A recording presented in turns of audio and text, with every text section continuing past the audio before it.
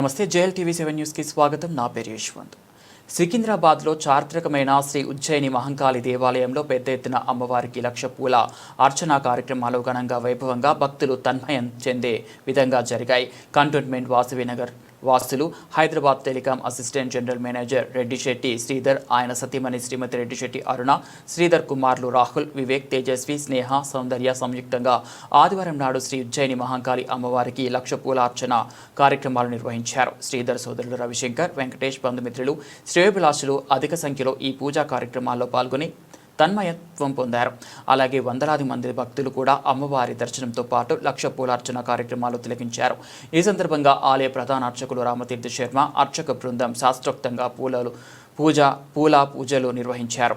అత్యంత ఘనంగా వైభవంగా జరిగిన లక్ష పూజ కార్యక్రమాల్లో అల్లాడి హరీష్, ఆయన సతీమణి యాదగిరి మాణిక్యం, ఆయన సతీమణి జేఎల్ టీవీ 7 CEO గవ్వల శ్రీనివాసులు తదితర ప్రముఖులు కూడా పాల్గొన్నారు. పెద్ద ఎత్తున జరిగిన ఈ కార్యక్రమాలు మనం కూడా చూసి తన్మయత్వం పొందాల్సిందే.